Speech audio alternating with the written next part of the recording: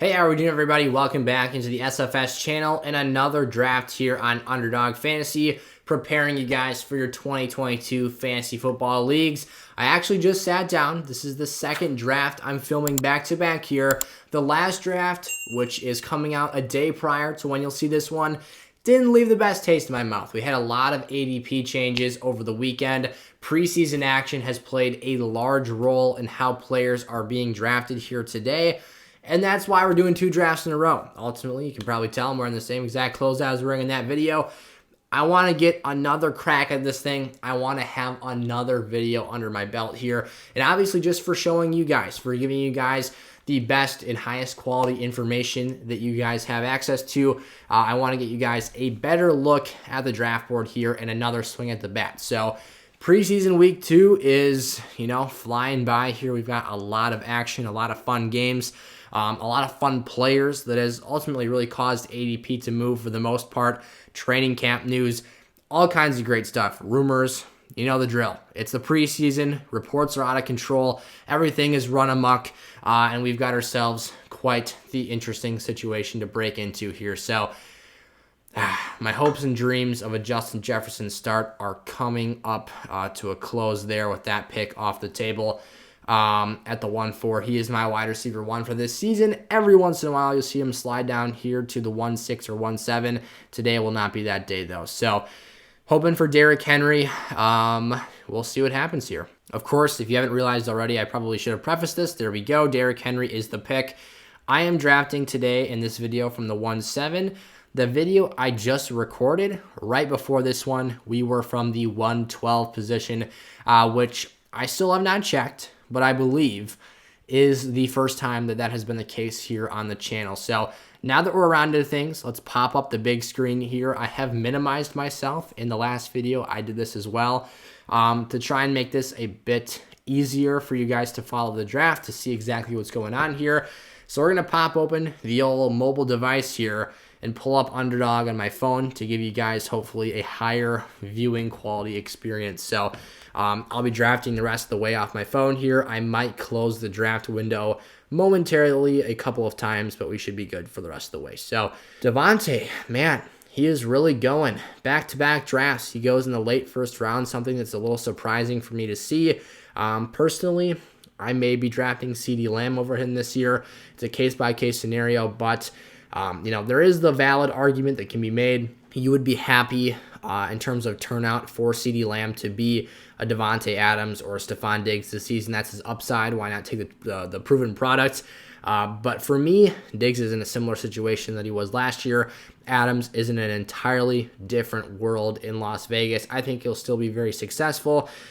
Just something interesting to keep your eye on here. So Travis Kelce, I believe, in both drafts goes at the exact same spot, the 2-2 overall. So a little bit behind, actually one pick behind, or two. I think his ADP is the 112, a couple picks behind his current draft price right now. CD and Travis Kelce, looks like Mofo there at the 111 draft position might be going a little RB0 for today's video. For us, that will not be the case. We'll see who we get here in the second round in just a second. I would love DeAndre Swift. There's a few running backs I would love. Let's just put it that way. We'll see who ends up falling to us. It'd make my life easiest, however, if Swift was the option on the table. So hopefully this player here prefers Aaron Jones, Alvin Kamara, or Javonte Williams, and there he goes. So back-to-back drafts, we got ourselves a share of DeAndre Swift in the second round. We are primed if we want to potentially pursue the double hero running back draft strategy. We got ourselves those two pillar players in the first two rounds here. And we're basically free to load up on other spots if we so choose and see fit here. Who knows if that'll be the case. That was what I was going to go for last video. And then things took a swing when there was too good a value to pass on the running back position in the third round. So keep your eye on that. I do believe these two players share week 6 buys, so that could also factor into our strategy here in terms of how we want to play the entirety of this team and exactly what we have to address later on in today's video.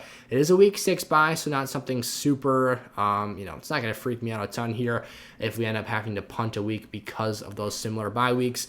Personally, for me, the stack of having those two players available on my roster is too good to pass on for a bye week this early in the draft. That is something I look at a little bit closer later on in the draft. If you looked at, and if you go watch our other video, we did make a pretty big draft whoopsies, but we were able to cover our tails later on by making another selection that kind of covered up that mess. So it is early. We've got the whole draft in front of us. Again, not super worried about that. So based on ADP here, I would be very, very excited. I think we line up perfectly. So this will be pick 24, 5, 6, 7, 8, 9. We are one pick behind Kyle Pitts' ADP. That would be a fun start to today's video. Heck of a start there from the 1-1 pick, getting Javonte, Mark Andrews, and Jonathan Taylor. That's a heck of a start if I've ever seen one.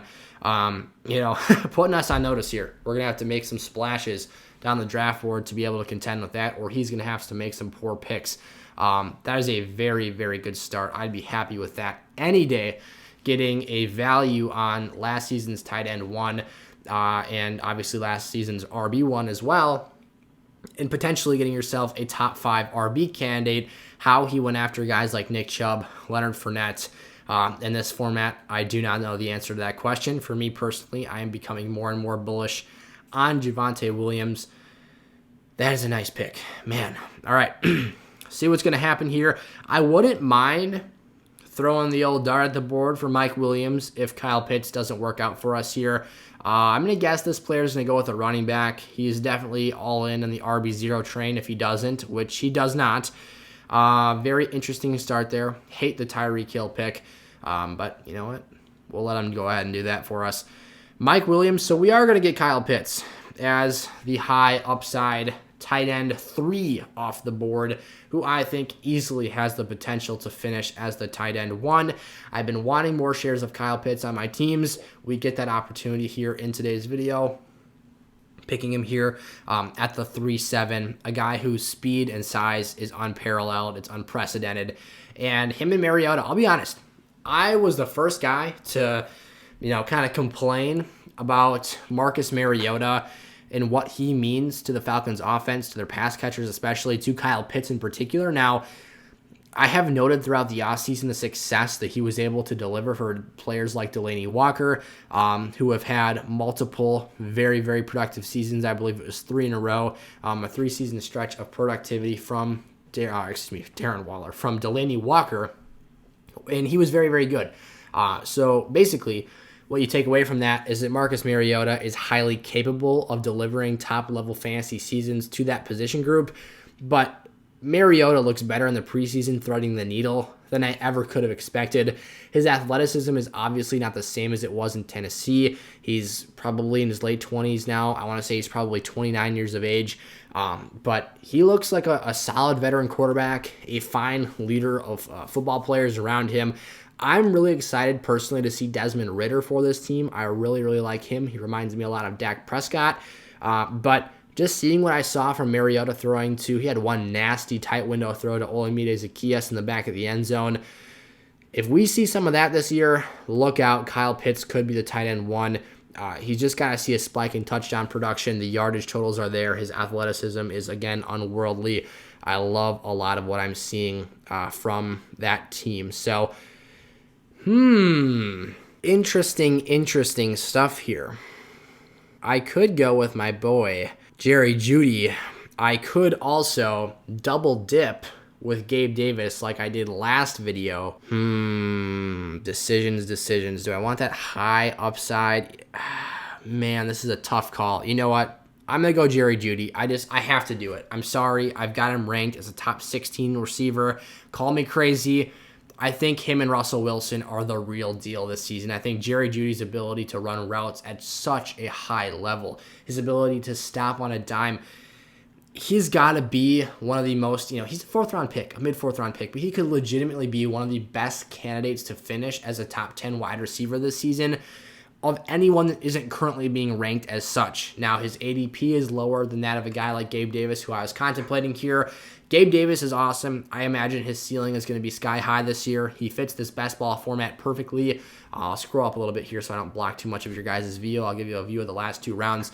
I like Gabe Davis. Like I said, we drafted him in the last video. The video I filmed literally just before I started the camera back up again here for round 2. But man, Jerry Jeudy, we've got a 50% exposure rate for him this season, keeping that trend up here, drafting him every 1 and 2 episodes. I'll reach for him. I'll scoop him up late if he's a value pick. I don't care where he's at. If it's in the 4th round, give me some Jerry Jeudy.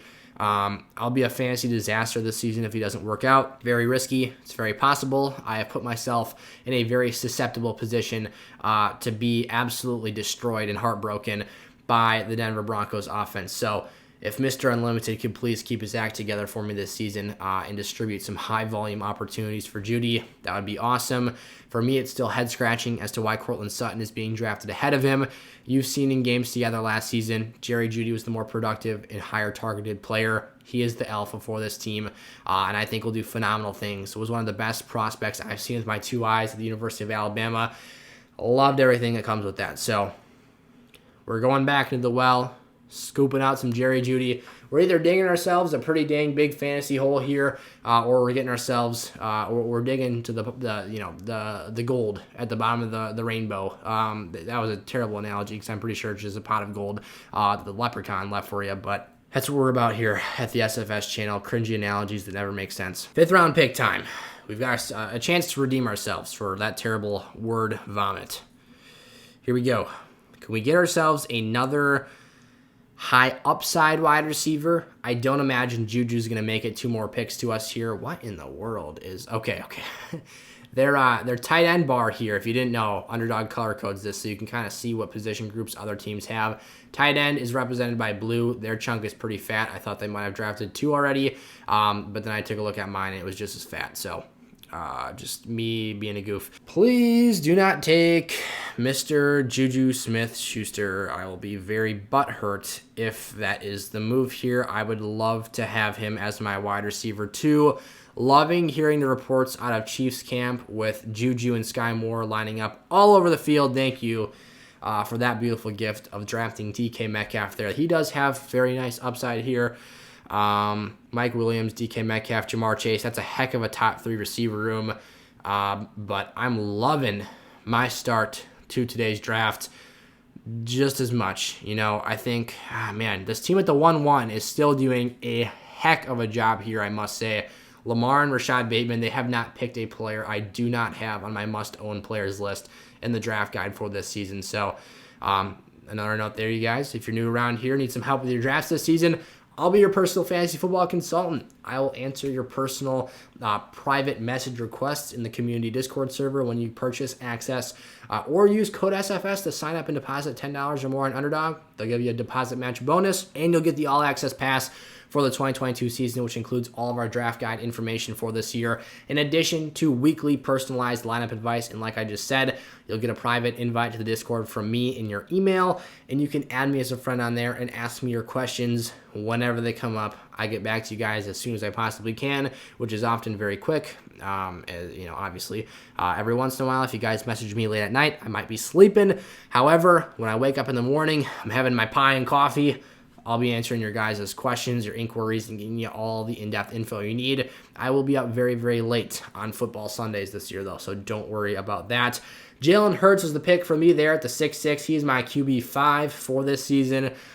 I am very bullish on Jalen Hurts and his ability to potentially be the quarterback 1 this year. Look at the weapons around him. Look at A.J. Brown. Look at Devontae Smith. Look at Dallas Goedert. Look at those legs. Jalen Hurts is going to be rumbling and bumbling some fantasy points all up in your fantasy lineups this year. I'm loving my draft. Man, I feel like right now I'm in a 2-horse race. I could be doing some teams disservices here by saying that. I just haven't looked at them. I am in awe of the team I've drafted here. I pulled a complete 180. This team is looking a lot better to me than my draft did just about 30 minutes ago. But, man, that team at the 1-1 is crushing it. This team could be pretty good if CMC stays healthy. Don't think it's on par quite.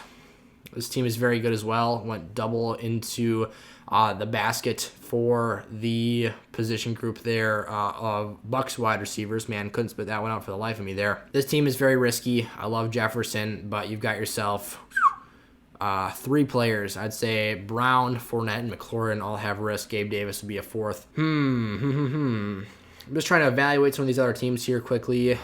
This team has already got themselves 2 premier quarterbacks and just 1 running back. Not so sure I'm a huge fan of that strategy.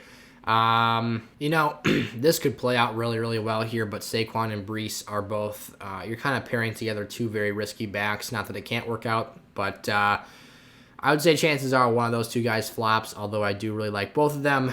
I'm glad that I did not wait to try and make the Russell Wilson stack at the, what'll be the 7-7 here. So he goes to the 7-2, so I would have been bashing my head on my studio desk here if I missed out on not only Hurts, but Russell Wilson there. For a guy, the receivers going in this territory are frankly not worth the draft capital investment. So as compared to the premier quarterback play, I mean, look at this. Trey Lance, Joe Burrow, Jalen Hurts, Kyler Murray, Russell Wilson, all guys who are going to smash that position group, and I would love to have on my team. Hence, we got one of them for our group here today. So, all right. Best player available is unquestionably Dalton Schultz, but I'm not really eager to double dip there. Not this early. I might go back to the well here and draft Chris Olave. I drafted him in the last video. Amari Cooper and D-Hop are there. Oh, I really don't want to be burned. I like D-Hop, man, but 6 games is such a turnoff, dude. Why'd you have to use PEDs? For me, Cooper is too risky with Jacoby Brissett. I can't do it to myself. I know some of you are thinking it's a heinous reach. It should be an illegal fantasy move right there. I know, I get it. I'm sorry. I feel like a sinner, but it's too much. Amari Cooper, 11 games without Deshaun Watson, catching passes from Jacoby Brissett, who looks like a poor man's Jameis Winston. No, thank you. No, thank you. No, thank you. No, thank you.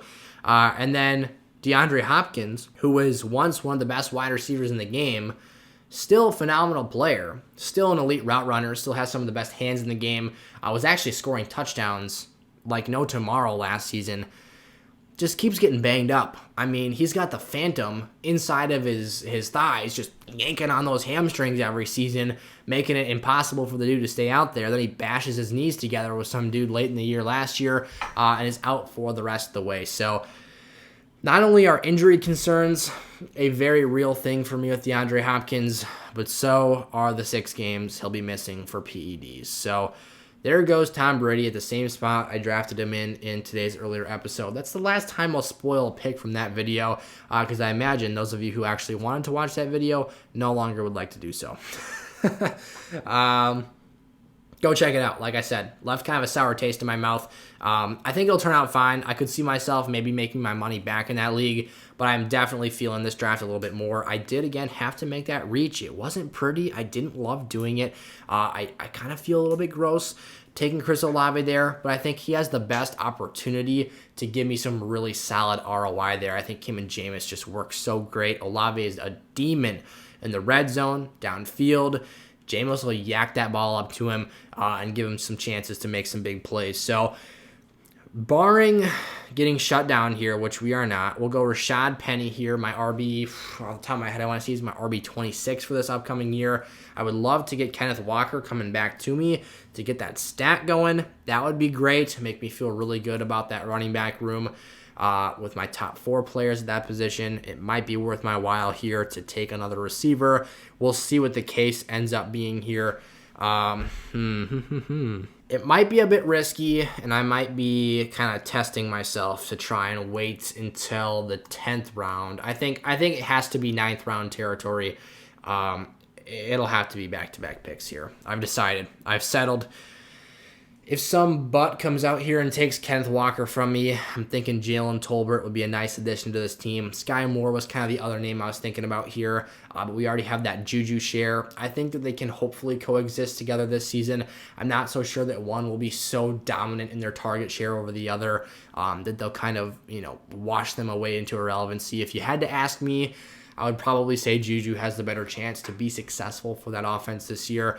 But with how versatile it sounds like these players are, lining up every which way all over the field, I'm very optimistic about both of their opportunities to do something for this team of value, and obviously give your fantasy team some value here for this season. So Kareem Hunt at the 8-9, wow. I'm sorry. I'll address the Kareem Hunt thing, and then I'll tell you what I just blew my brains about there. Is the fact, Kareem Hunt has such upside should something happen to Nick Chubb. Getting him this late in the draft is an absolute steal. Pass catching, goal line work, he does it all. He was one of the best fantasy running backs in the league when he was the starter and had that Kansas City backfield to himself. So finally, all right, I'm looking back here, and I said, oh my God. This team at the 1-1 goes Jacobs and Drake London, two more guys who I'm really, really liking this season. And I'm thinking to myself, wow, like what? This, hats off to Brad Cam. Heck of a draft, man. He can do no wrong. And then he takes Damian Harris and Melvin Gordon. And I'm like, all right, I'm feeling good about myself again. You've drafted yourself five running backs in the top 9 rounds. Receiver room has a lot of potential. Hopefully my receiver room can out-duel it. I think my quarterback play is on par here. In a perfect world, the running back room will be as well. We are on the clock. So miss me with the Antonio Gibson drafting, staying away from those Bills Mafia running backs. I'm going to do it. We're reaching down that board just a little bit here, getting myself that Seattle running back stack. We are now up to 4 running backs drafted in the first 9 rounds. Kyle Pitts, Jerry Jeudy, Juju Smith-Schuster, Chris Olave, and Jalen Hurts being the players that we have selected in between that little gap there. We've actually created ourselves a nice running back sandwich here, if you will. We've got Penny and Walker forming the bun on this side, Derrick Henry and DeAndre Swift forming the bun on the other side, and a nice meaty 5-man lineup smushed in between there. Quite the loadout here. Loving today's draft again. Loving this draft. I drafted it earlier. Hated it. That's not true. I didn't hate it, but definitely don't feel as good about it as I do feel about this one. So very excited that we were able to put this draft together and that I had the patience to record back-to-back long videos. I love doing it, but I'll be honest, my studio chair is not very comfortable, so it hurts my butt to sit down for this long. And after this video, I'm probably going to film the Weddle as well. If you guys haven't checked out those videos, check them out on YouTube Shorts and on TikTok. Always doing some fun stuff in there. Might have to pop off another girlfriend edition video here in the coming days. We're coming back to us here. I love being in the middle. We're always picking, it feels like. We're always in the clock. We're always making important choices. Oof. Yeah, no thanks.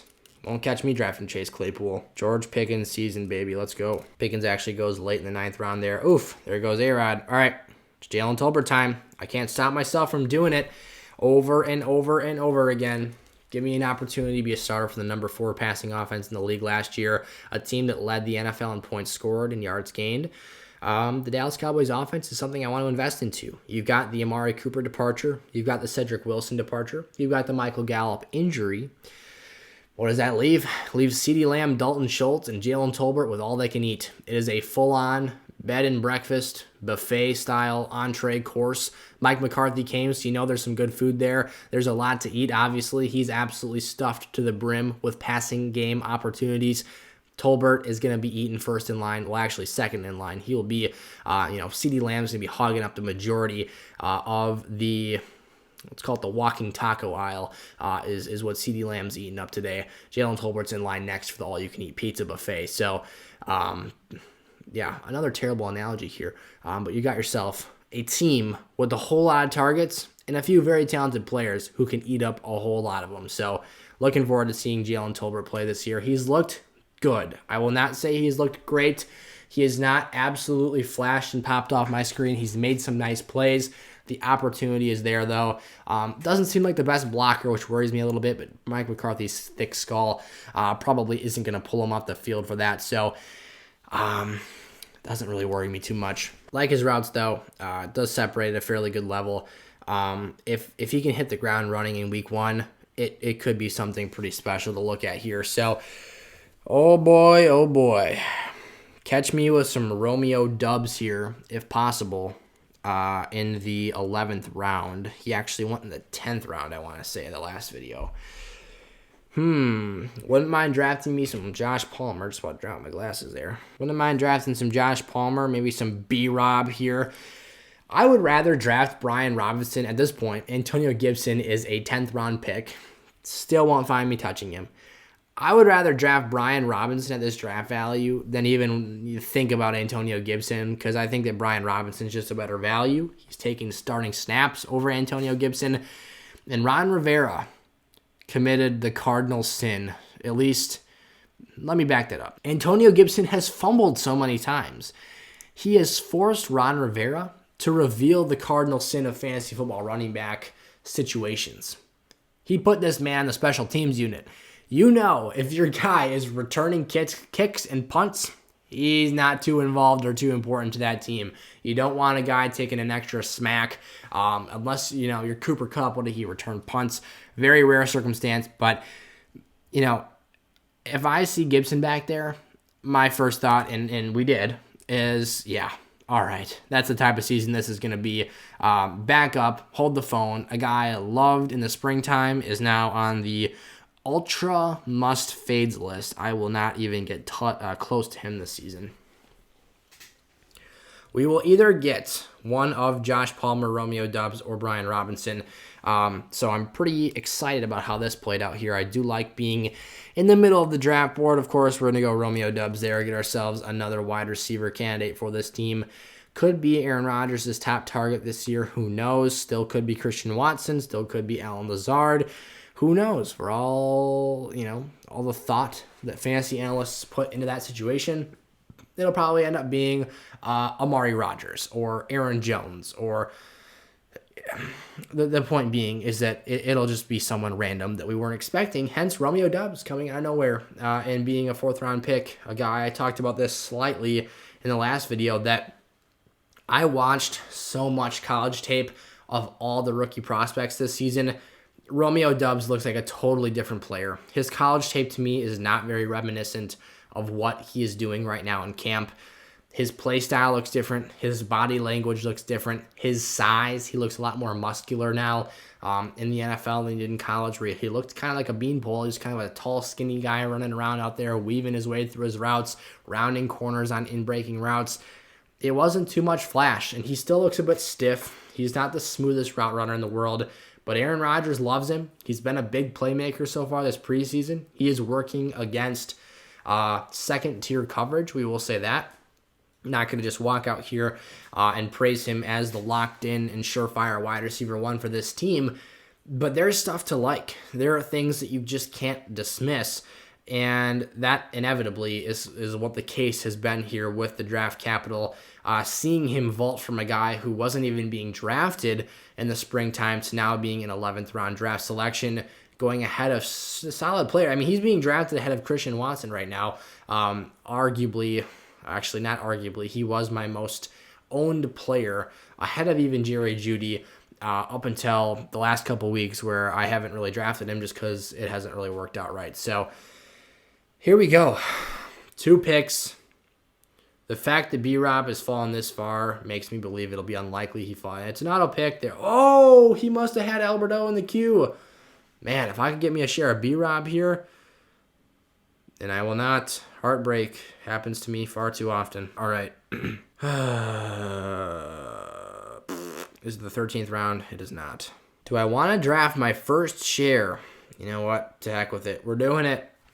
Might not be the week 1 starter. Might not be the week 1 backup. But Isaiah Pacheco has been making himself some big-time plays, getting a whole lot of buzz. Actually, he's really been making more buzz, or creating more buzz than he has been making plays. He's a fast guy, speedy player. Get ourselves a share of that Chiefs backfield. I was a CEH guy in the spring, back in May, when I started producing a high volume of draft videos. Now you're not really catching me drafting any CEH. The value is gone. You bring back Jerick McKinnon. You've got this kid breaking out at camp here. It is a bit worrisome. So my options were J-Rob or Alex Madison. J-Rob would have been the safer choice, but we're looking to have some fun here. And I also don't have a share of ETN, so getting that handcuff wasn't super important to me there. I think that obviously J-Rob's highest upside, really his ceiling really is never that high in Jacksonville. He's more of a floor play that, can score touchdowns or just see a ton of volume. But his best case scenario is ETN goes down versus I think that you could see some really nice efficiency here from the Chiefs backfield. We've got ourselves, 5 rounds, six picks left. All right. We do need to address depth on this team a little bit here. If Jameis falls to me, I would love to draft my second quarterback. That is something that I would be fond of doing here. Jacoby Myers, also an interesting name that I don't really want to just pass up on. Could be very beneficial to have in the lineup here. We will also need a second tight end eventually. Not at the forefront of my mind, though. Spending a top 3-round pick on Kyle Pitts feels very, very good to do in today's video. Again, I'm trying to settle this draft board in here so that I'm not blocking too much of it. I will go back and look at this in the video editor and see how it looks. There goes J-Rob at the 13-2. Jamal Williams, haven't really drafted too much of him this year, despite the fact that he is one of the better handcuffs to have, at least in terms of just his previous production in Green Bay, showing you he is a capable backup to do all the tools that you want to see out of the backfield. Waiting on this pick. Here we go. We're on the clock. All right. I'm just going to take a glance at the wide receiver position. There is still some value. Jameson Williams, Van Jefferson, Alec Pierce. I would like a Jacoby Myers share here, but to me, getting Jameis is worthwhile. We do have the stack now with him and Chris Olave, so if they combine for a big performance this season, that would be very, very fun to watch and obviously very beneficial for this team. Hopefully, Jameis will be ready early in the season to play. That knee is obviously still a factor here and something that you have to worry a little bit about. At the end of the day, the upside is just higher with Jameis. Jacoby is a nice starter. He's a nice flex option.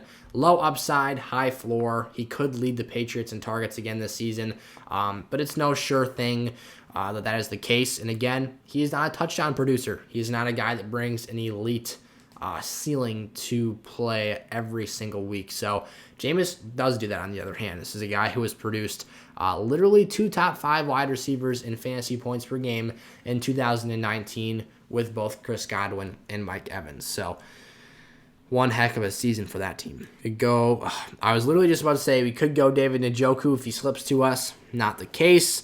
Wouldn't mind Jameson Williams here adding to the rookie receiver room. He would be our 4th rookie wide receiver.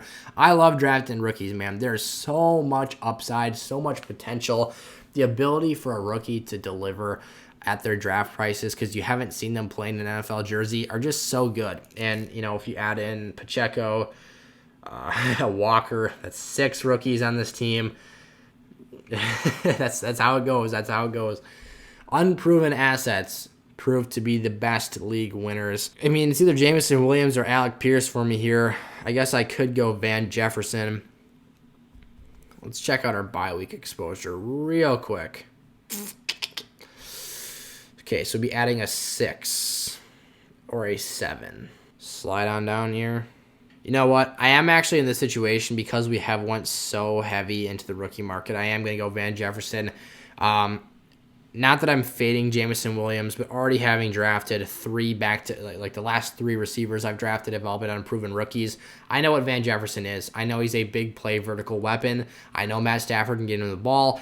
I know that he might even see a larger opportunity in this offense as the consistent number 3 wide receiver, whereas last year you had Kupp, you had Odell, you had Van there as well, but then you had Robert Woods there at times. Van Jefferson was kind of off the same page of Matthew Stafford, or rather I should have just said not on the same page with Stafford. It seems like at times throwing the ball over his head, running the wrong route, whatever it was. I feel comfortable knowing the role he will play for this team. So maybe we get super lucky and we come back and Jameson's still available, but even so, getting him or Alec Pierce is a win in my book. Or I could draft Tyron Davis-Price, a running back I'm very, very fond of here. We're going to have options. We've got 4 picks left in today's draft. I will need another quarterback. That's inarguable. It's going to be something that has to be addressed here. And another tight end as well. Or no. Sorry. We've already got ourselves our second quarterback. I was like, I know I'm saying something wrong. I could draft another quarterback. We will need a second tight end, though. So there's that. And please, I said this in the last video, but for those of you playing traditional season-long leagues, please do not feel the need to position fill your lineups or to draft multiple quarterbacks or multiple tight ends in your either small roster leagues. What I mean by that is 6, 8, sometimes even 10-team leagues. 10 teams are pretty standard, but it's even not necessary in those formats sometimes. You can drop someone. You have access to the waiver wires in non-best ball formats. You have access to trades. You don't have to just fill out every position group cut and dry and just do things that way.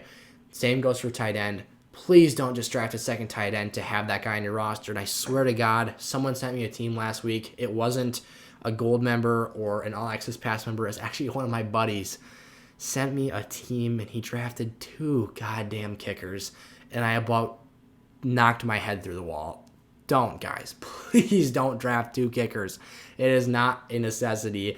And I just, if you know, you know. It's a public health crisis to draft 2 kickers in your fantasy football leagues.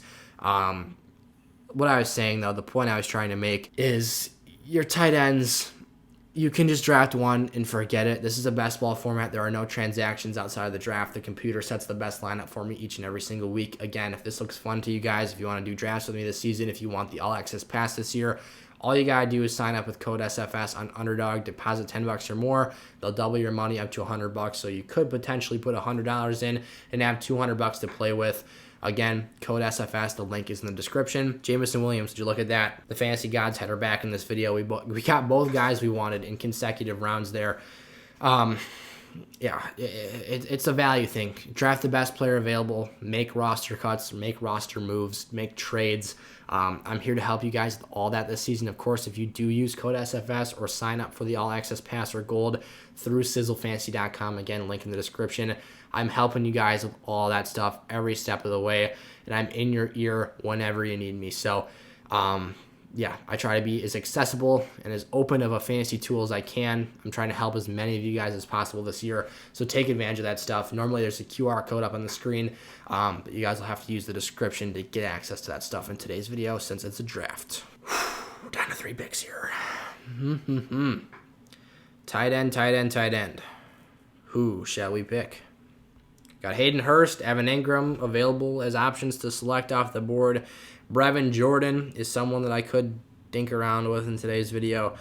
I'm really not super concerned about it. It's something I can do. It's something that I could draft in this round. But Kyle Pitts, like I said, ideally, we are only going to, and that's not going to be the case probably. He will have some bust games. Excuse me. Wow. But what I was saying is that the thought behind drafting a tight end that high is you should really only have to sit him and play someone else in that week 14 bye week. So I'll have to make sure I keep an eye on that. Evan Ingram might be someone to keep an eye on. Maybe he's always hurt though. Not so sure how reliable he is. Maybe it's Hayden Hurst in this video. He's kind of coming right up here, so possibly look in that direction. I might just fade this position group another round. I gotta take Hayden Hurst. I'll be kicking myself later if I wait and then the names on the board are just absolutely horrendous. So I took the plunge. I drafted Hayden Hurst. Again, I would prefer not to start him, but again, I do like Joe Burrow. I shouldn't say again. I haven't said this yet today. I have said this in previous videos. That's why I said it, but again, is the fact that Hayden Hurst is a talented playmaker. He got about as unlucky as any player I've seen. A former first-round pick that happens to share draft classes and a team with Mark Andrews. Very, very poor luck there. You get injured. Mark Andrews gets on the field and shows that he's pretty much a beast. And you lose your job in Baltimore. Then you get traded to Atlanta and have a nice season. Be a decent player.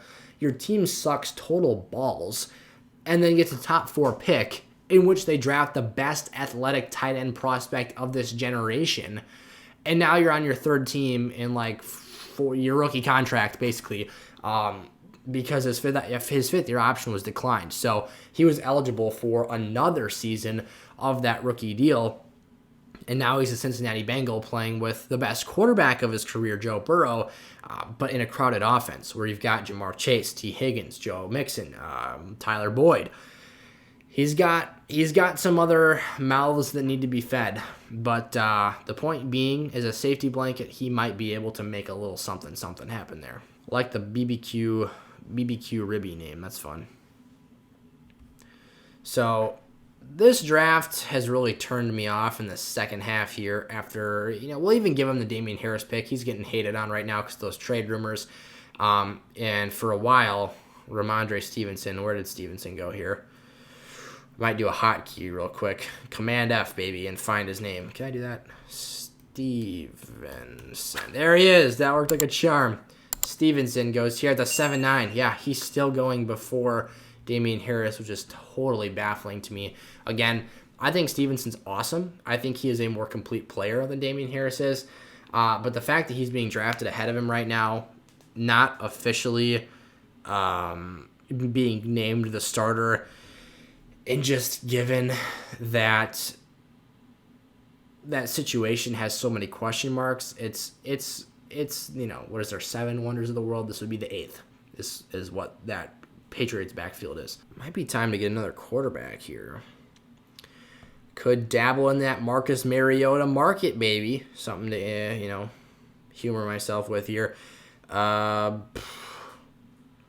These players are just gross right now. I'll reach for my guy. Not even worried about it. Not even remotely. Might draft Isaiah Likely here in the 18th round to get myself some extra value there. Tight end, love what he's shown me in the preseason. Loved his draft profile.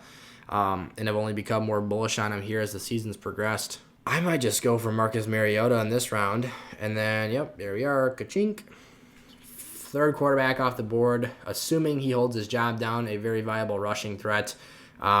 Doesn't have the best playmakers in the world outside of Pitts and London. It's pretty bleak after that. But, hey, next season, hopefully, I really like Desmond Ridder. I'm a big fan of him. I think I said this either in this video or the last. Reminds me a lot of Dak Prescott. If he comes back next year and has Calvin Ridley at his disposal as well, that would be an awesome situation. The line just needs to get better then. And that would be something really interesting to evaluate next offseason. But for now, it looks like Marcus Mariota is their guy. I was giving him hate. I was knocking that situation, but he made some really impressive throws in the preseason. Some tight window throws. That Jets game throw to Olamide Zaccheaus in a very, very tight crease. Basically, it was either hitting Zaccheaus or it was hitting the DB in the back. That was stuff that I was not expecting to see. So hopefully with the Falcons behind him as the clear number 1 quarterback, he can make some stuff happen there. We'll see. He might be elusive enough to evade some rushes and make some nice plays. It'll all depend. We'll see. Ooh, or do I want to go Kyle Phillips here in the last round? I've been itching to get a share of Kyle Phillips. Now that he's balling out, his ADP has risen a little bit here. Tennessee's not a super high volume passing offense, but in terms of just raw camp performance, Kyle Pitts, geez, yeah, sure hope so. Kyle Phillips has sure looked better than Treylon Burks, who's had a slow start to camp. The athleticism is evident, but for whatever reason, Tennessee hasn't really wrapped their arms around him yet and shown him that he is their guy. So that's kind of giving me some uneasiness. Is it Kyle Phillips, or is it Isaiah Likely time here? Take a look at the bye week breakdown. We already have a week 10 bye at tight end, so it might just be silly of us to draft Isaiah Likely despite the fact that he has been a total and utter baller. So Kyle Phillips, it is the week 6 bye wide receiver. It's time for a team breakdown here. We've got 5 picks to round out the draft board, and then we'll send you on your way here on this lovely Thursday. Should be the day you're seeing this video. We've got the crappy draft coming out on Wednesday. The today, which I think we did excellent, or rather, it's the same day, as you'll find.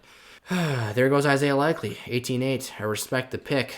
I think it's supposed to say let us feast, but it's an A instead of an S. Interesting.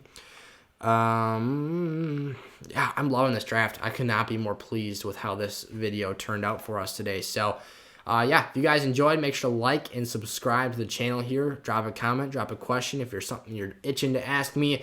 I am very accessible to you guys. I want to help you guys out as much as possible. You can tell we drafted a crap ton of rookies because that projection is heinously low, but that's okay.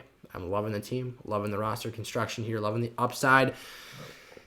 I think today's draft is a blast. So last pick on the board, there we go. Today's draft is complete. The QB room is as such: Jameis Winston, Marcus Mariota, and Jalen Hurts. We do have 2 Week 14 buys, but I'm really loving that group, and it is our 2 backups that share those buys. So hopefully Week 14, it's not a do-or-die playoff game with Jalen Hurts out for some reason or another, but I think we'll be fine there. Derrick Henry and DeAndre Swift starting things out with a banger of an RB core. Yes, Week 6 is going to be a little bit rough, potentially. Actually, yeah, it's going to be rough because we'll be starting 2 Seattle Seahawks running backs, or hoping to God that Pacheco breaks out for us. Jerry Jeudy, Juju Smith-Schuster, Chris Olave, Jalen Tolbert, Romeo Doubs, Van Jefferson, Jameson Williams, and Kyle Phillips are all members of what? An 8-deep wide receiver core that is absolutely loaded with upside, but obviously not too much proven commodities there. We do like that team, though. Kyle Phillips and Hayden Hurst are the tight ends. So we've got ourselves some filthy Week 14 and Week 6 bye-week exposure. It is okay, though. I'm liking the upside for this team. I think that the starting group, if healthy, could be absolutely disastrous for opponents, and I like that. So if you guys enjoyed, again, make sure to like and subscribe to the channel here. Check out some of the links in the description of today's video. As I said, sizzlefantasy.com's got your draft guides and in-season lineup advice for you, and code SFS on Underdog Fantasy gets you the all-access pass, which includes personalized lineup advice every single week, all season long, for just $10. Again, code SFS. So thanks so much, you guys. Stay tuned. YouTube's about to show you 2 videos you should watch next. Here they come. Peace out.